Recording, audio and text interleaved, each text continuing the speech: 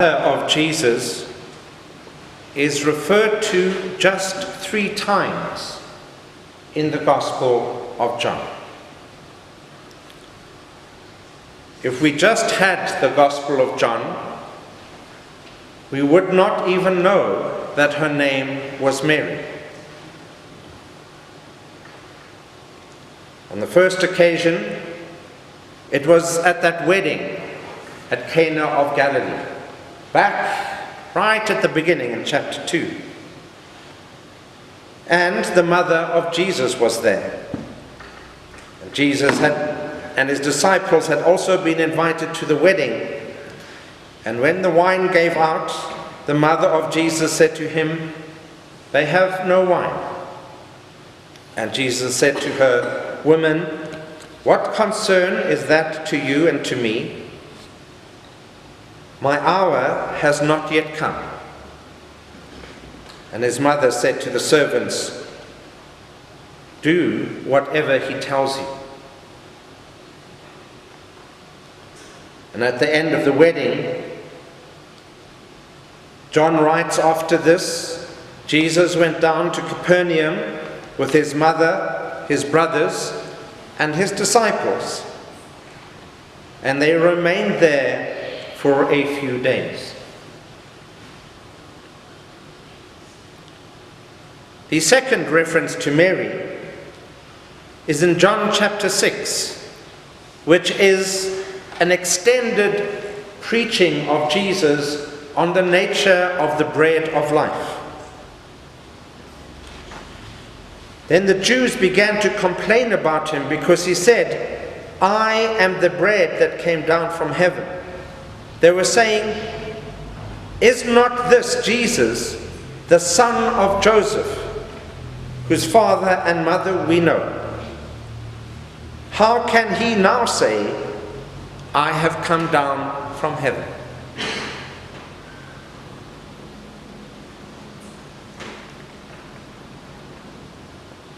And the next time we meet the mother of Jesus, she is standing near the cross with her sister Mary, wife of Clopas, Mary Magdalene, and the beloved disciple. Those are the 3 references to Mary in the entire Gospel of John. It's quite extraordinary, isn't it? Now, if we allow ourselves for a moment to use the other Gospels to help us flesh out the story of Mary, this is how it might go. A young Jewish womanhood was started early in those days, probably around 13 or 14,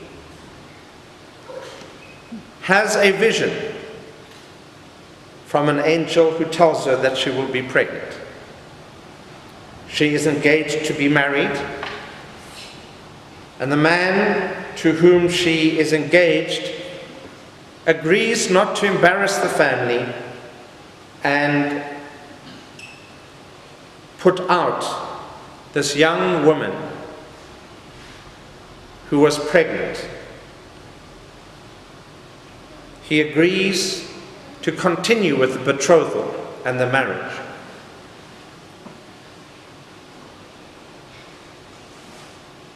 He also is visited by an angel. She gives birth to a child. They name him Jesus.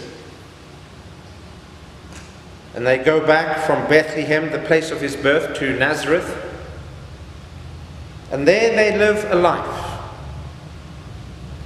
We know of 2 other events in their lives. One when they take the infant Jesus and Mary to the temple for the cleansing rituals.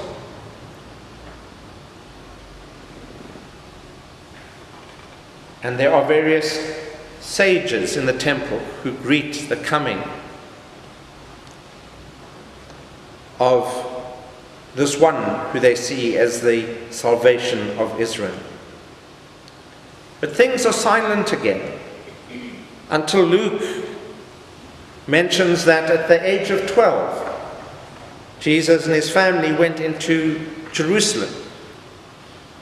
And as the whole family were going back with the crowds that had journeyed up from Nazareth, Jesus gets left behind, and they find him talking with the teachers in the temple.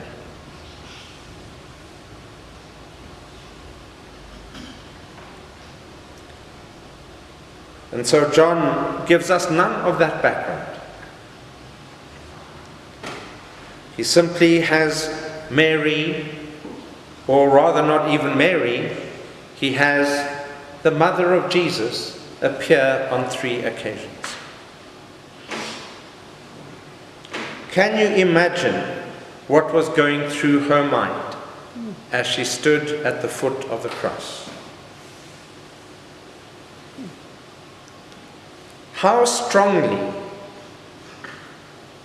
had those visitations of the angel, back 30 years ago at least, stayed in her mind? Had she pondered them over the years? Had they become forgotten, something she had not shared with others? Jesus seemed normal for so much of his life. Things change, of course, after his baptism, because suddenly he becomes a preacher, a teacher, a healer, a miracle worker. And then those memories and the promise of the angel must have stirred deep in her soul. But now she stands at the foot of the cross, and she watches her son breathe his last. And bow his head, say it is finished, and give up his spirit. No mother should ever have to bury her child. No parent should ever have to see a child die. And certainly, no mother should see her son die on a cross. The terrible agony of such a violent end.